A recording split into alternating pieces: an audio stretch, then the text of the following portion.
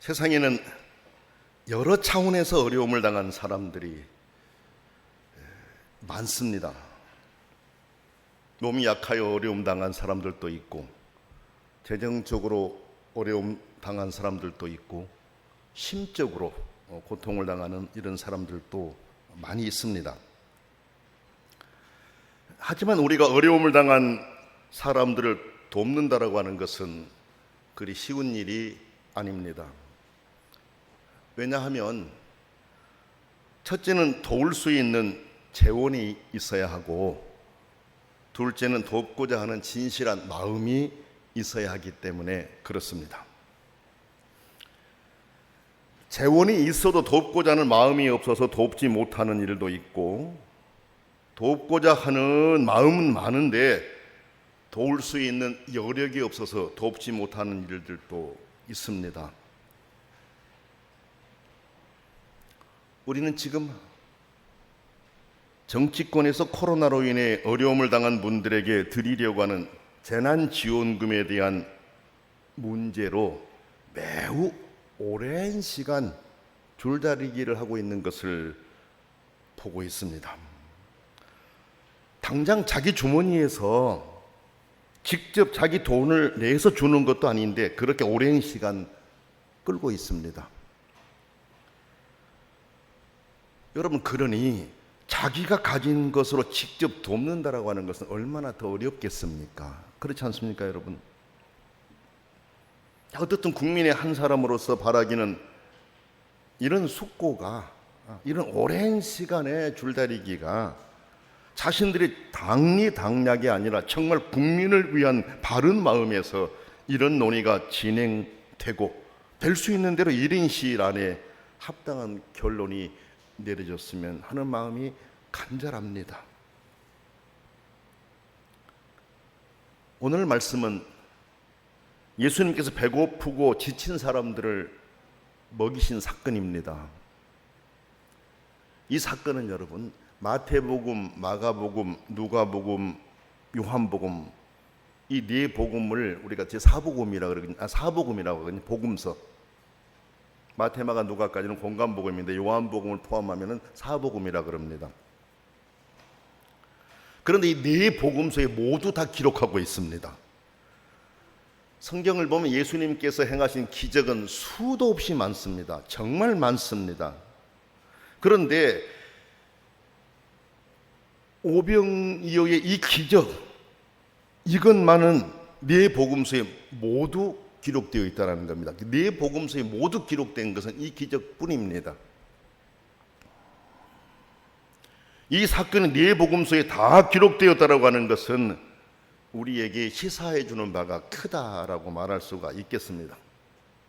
예를 들어서 탕자의 비유라든지 삭개오에 대한 내용이라든지 이런 내용들을 보면은 그냥 그 한 곳들에 기록되어 있기도 하고 다른 두 곳에 기록되어 있기도 하고 그러는데, 이 오병이어 사건은 네 복음서에 다 기록되어 있어요.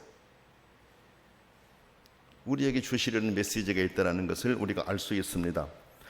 하나님의 뜻에 따라 성경을 기록하도록 부름받아서 네 복음서, 각각의 복음서를 기록하고 있는 사람들이 모두 다 이 내용을 중요하게 생각하고 있다라는 겁니다. 그랬기 때문에 이 내용이 사복음서에 다 기록되어 오늘 우리에게 전해진 것입니다. 이 사건이 오늘 우리에게 주는 메시지가 무엇인지 말씀을 통해서 살펴보도록 하겠습니다. 첫째로, 예수님께서 사도들을 데리시고 따로 벳세다라고 하는 마을로 가셨습니다. 10절 말씀 보게 되면 그 내용이 나옵니다. 사도들이 돌아와 자기들이 행한 모든 것을 예수께 여쭈니 데리시고 따로 벳세다라는 고을로 떠나가셨으나 하신 말씀이 나옵니다. 여러분, 성경 말씀을 보면 사도들이 돌아와서 자기들이 한 일을 예수님께 낱낱이 보고하였다라고 했습니다. 예수님께서 그들에게 어떤 일을 맡기셨는지는 우리가 알 수는 없습니다.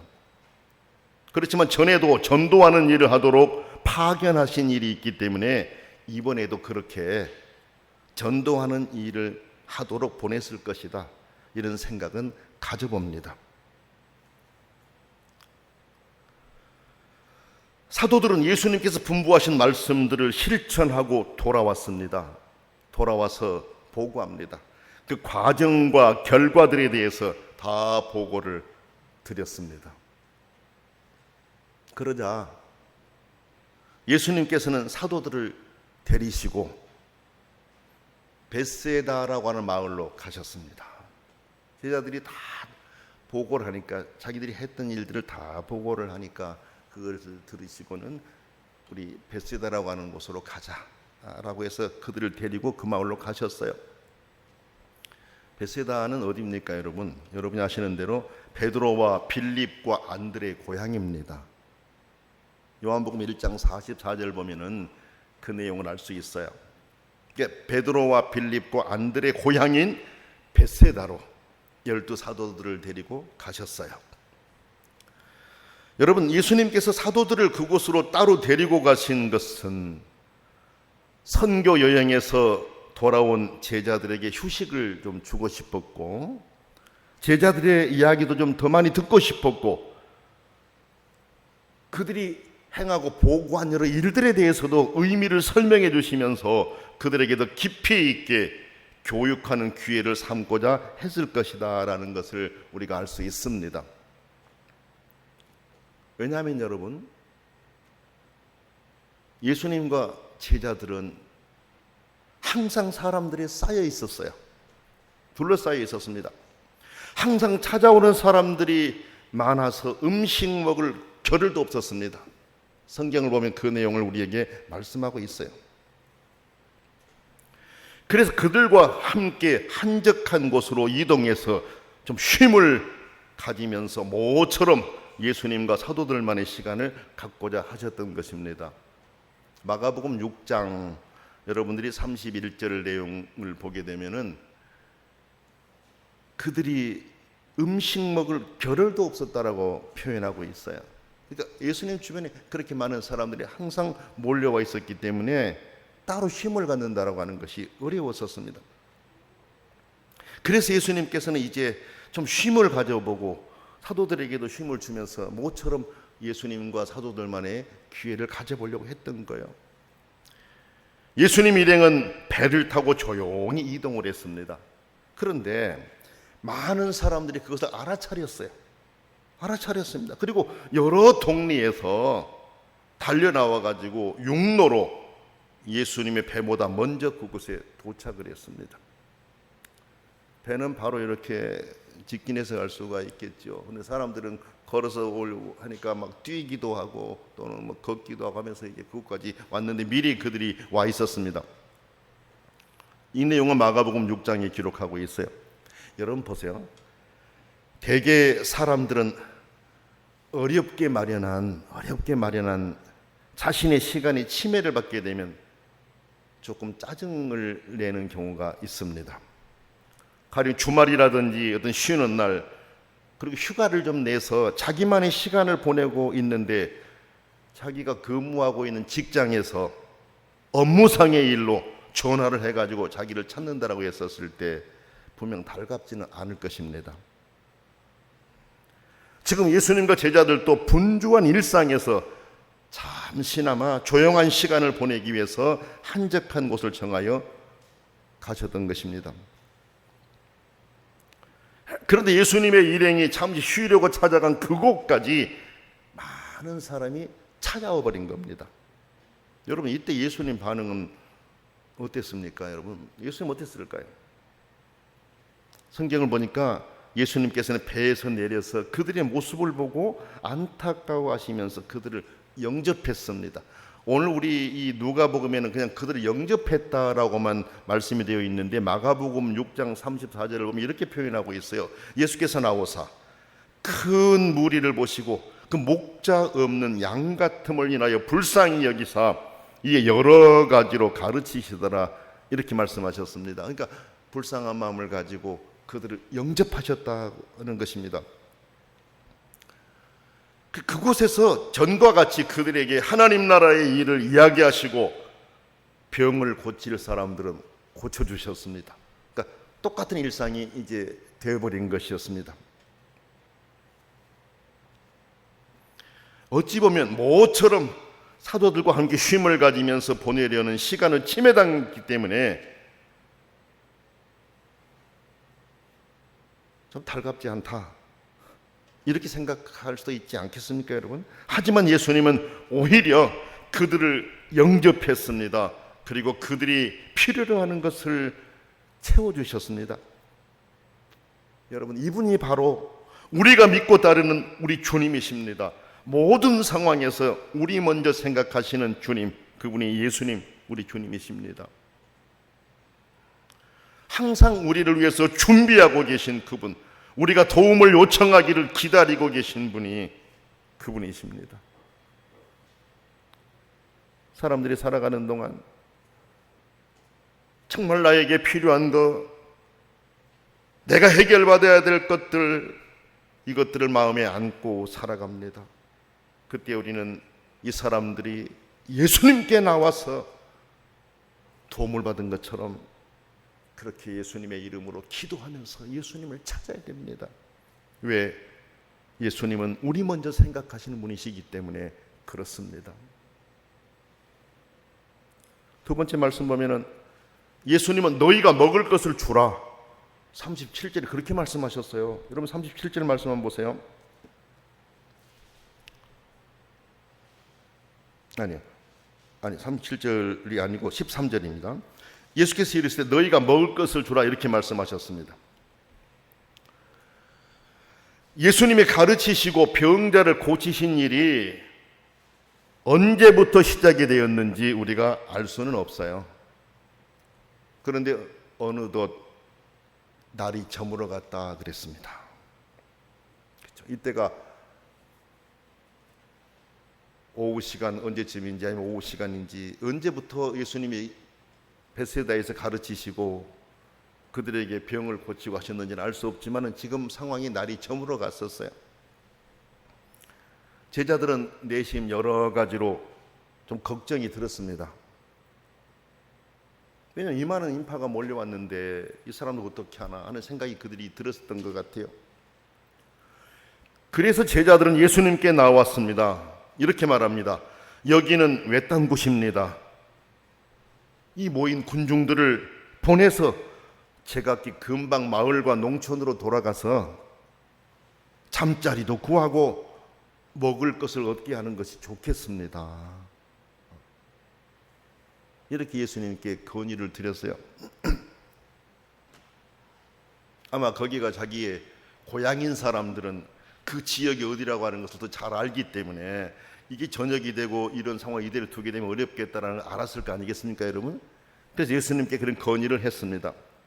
적은 무리가 아니었고 그들이 있는 곳이 또 무엇을 쉽게 얻을 수 있는 것도 아니었기 때문에 그런 생각을 하는 것은 제자들로서는 어찌 보면 당연하였겠다, 이런 생각을 해봅니다. 그런 저는 이 말씀을 묵상하면서 이 생각을 해봤어요.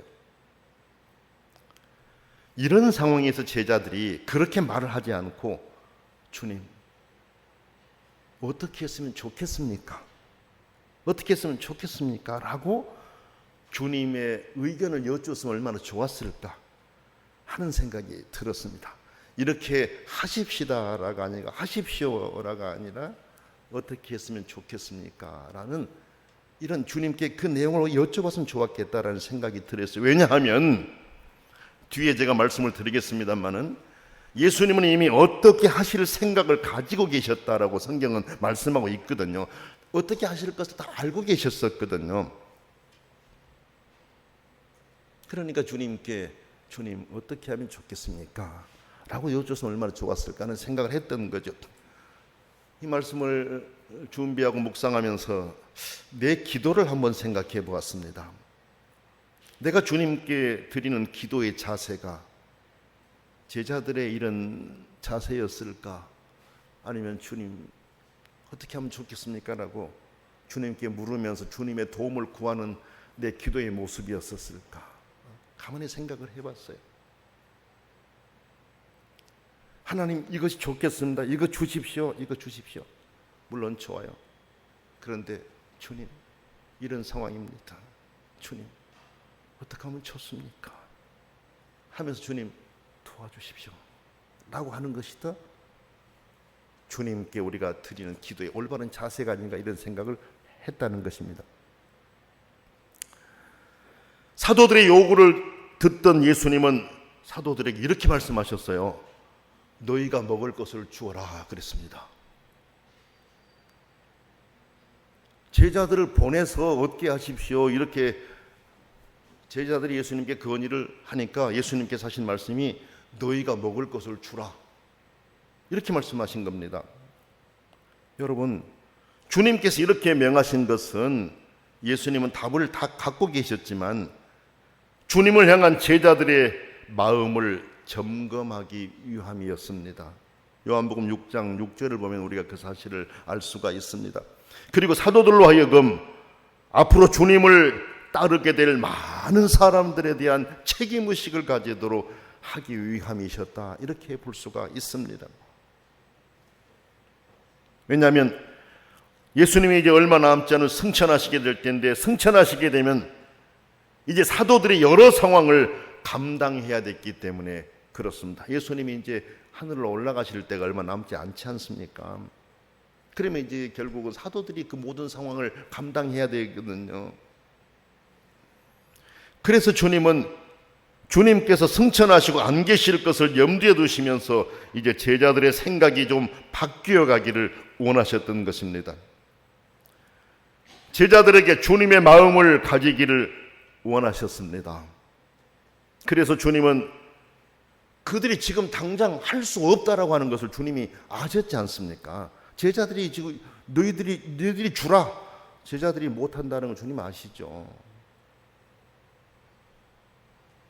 하지만 주님께서는 그들로 하여금 깊이 생각하게 하셨다라는 거죠. 여러분, 사도들을 향해 너희가 먹을 것을 주어라고 하신 주님의 이 말씀은 오늘 우리 교회를 향하신 예수님의 명령입니다. 그리고 오늘 하나님을 믿고 따르는 성도들을 향한 주님의 명령입니다. 이것을 우리가 기억해야 합니다. 주님의 이 명령을 마음에 새기고 실천하기 위해서 힘쓰는 교회가 되어야 되고 주님을 따르는 성도들이 되어야 합니다. 항상 이 마음을 마음에 담고 살아가야 한다라는 말씀입니다. 여러분 봅시다. 예수님이 너희가 먹을 것을 주라, 이렇게 말씀하니까 제자들이 어떻게 대답을 했어요? 제가 제자들이라고 하는 사도들을, 제자들, 여기는 사도들로 표현해요. 그냥 제자들이라고 말씀합니다만은 사도들이 이렇게 대답을 합니다. 불가능합니다. 불가능하다는 이유를 세 가지를 들어서 어렵다고 표현을 합니다. 첫째가 뭡니까? 지금 가지고 있는 것은 떡 5개와 물고기 2마리 뿐입니다. 그러니 불가능합니다 라는 것이고, 두 번째는 지금 장소는 너무 외진 곳이어서 이 모든 사람이 먹을 만한 음식을 구한다라고 하는 것은 불가능합니다. 이 모든 사람이 먹을 만한 음식 구한다라는 건 불가능합니다. 두 번째 이유였어요. 세 번째는 사람을 보내서 200데나리온어치의 음식을 사온다고 한들 어림도 없이 부족합니다 라고 대답을 했습니다. 요한복음 6장 7절에 나와요. 세 가지 이유를 대서 우리는 못합니다 라는 것이었습니다. 우리는 여기서 제자들의 말에 다소 모순이 있다라고 하는 것을 볼 수 있어요. 왜냐하면 제자들이 예수님께 나와서 한 말이 뭡니까? 이 사람들을 보내서 사 먹게 하라고 그랬지 않습니까? 이 사람들을 지금 보내서 사 먹게 하자고 했지 않습니까?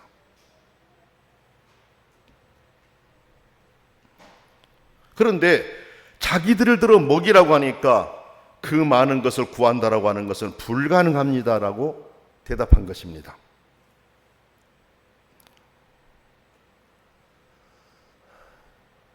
이렇게 합시다라고 하는 부분은 제안을 했지만은 네가 해라고 했었을 때는 이런 이유를 대면서 이건 어렵습니다라고 표현하는 것이죠.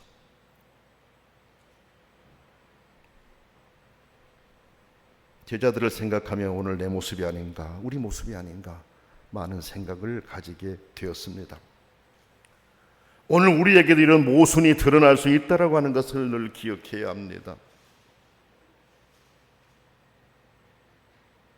그러나 여기서 우리가 꼭 기억하고 있어야 될 것은 주님은 우리에게 어려운 이웃을 위한 책임을 지어주셨다라는 사실입니다.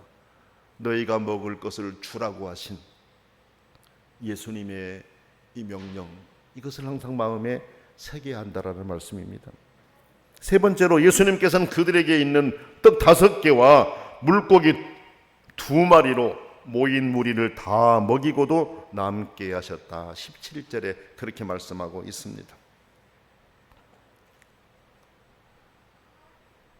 예수님께서는 제자들이 예수님께 건의하기 전에 이미 어떻게 하실 것을 다 아시고 계셨기 때문에 아까 말씀드렸어요. 요한복음 6장 6절에 나온다고. 제자들이 가질 자세를 말씀하신 후에 기적의 일을 시작하셨습니다. 제자들에게 사명을 주시고 나서, 제자들에게 생각할 수 있는 마음을 주시고 나서 예수님이 일을 시작하셨습니다. 여자와 어린이 외에 남자가 한 5,000명 되었다 그랬어요. 오늘 성경에는 5,000명이라고 하는 표현만 쓰고 있죠. 그런데 마태복음 14장을 보게 되면은 여자와 어린이 외에 남자가 한 5,000명 이렇게 표현하고 있습니다. 예수님이 제자들을 시켜서 50명씩 떼를 지어 앉히라고 말씀하셨습니다. 질서를 지켜서 효율적인 방법으로 먹이시기 위함이었습니다. 여러분, 창조의 사역, 하나님이 창조하신 창세기를 한번 보시고요, 우주의 자리 잡음과 진행 과정들을 한번 보세요. 얼마나 질서정연하게 하나님이 만드신 창조 세계가 움직이고 있나를 한번 보시기 바랍니다. 질서의 하나님이심을 알 수 있다라고 하는 것을 우리가 볼 수 있어요. 여기서도 주님은 질서를 가르치신 것입니다. 질서는 안전과 효율 면에서 다 유익하다라고 하는 것을 아시기 때문에 그렇습니다.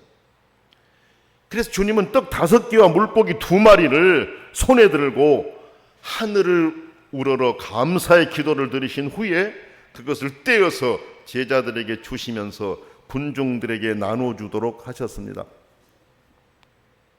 여러분, 음식을 들고 감사의 기도를 드리신 예수님의 모습을 보면서 오늘 우리가 먹는 음식의 진정한 감사의 기도가 얼마나 중요한가를 다시 배우게 합니다. 아이들이 작은 과자 하나를 놓고 간절히 기도드리는 모습을 볼 때 그 손 모은 손이 얼마나 예쁘던가요? 그렇지 않습니까? 입술을 통해서 하나님 감사하다고 표현하는 게 얼마나 예쁘고 보기 좋아요. 복스럽고 아름답지 않던가요, 여러분? 그렇죠? 하나님께서 우리의 기도의 모습을 보고도 그렇게 기뻐하실 것입니다. 그러므로 음식을 먹기 전에 주님의 모습을 떠올리면서 진정한 감사의 기도를 간절하게 드릴 수 있어야 합니다. 그리고 여러분, 우리가 여기서 기억해야 할 거, 우리는 먹는데 먹지 못한 이웃들이 많다라고 하는 것을 생각하고 하나님 아버지, 그들도 먹게 해 주십시오라고 기도할 수 있어야 합니다. 예수님께서는 이미 주의 기도를 통해 우리의 먹거리를 위해 기도하라고 가르치셨습니다. 우리 나만이 아니라 우리가 먹게 해달라고 기도하라고 그랬어요. 예수님이 막 가르치신 주기도문에 이런 내용이 나오잖아요. 오늘 우리에게 일용할 양식을 달라. 오늘 우리에게 공동체입니다. 우리에게 양식을 달라라고 기도하게 하셨다라는 것입니다. 여러분 보세요.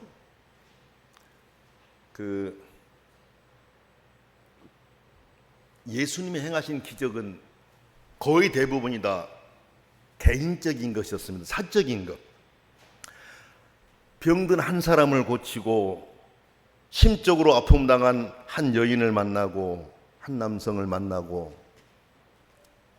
세리라든지 이런 개인적인 한 사람들을 만나셨습니다. 그런데 오병이어 사건은 공동체와의 만남, 공동체를 먹이신 사건입니다. 그렇지 않습니까, 여러분? 다 개별적인 것이었는데 오병이어의 사건은 공동체입니다. 우리를 생각하신 사건입니다. 우리 모두를 위한 것 아니었습니까, 여러분?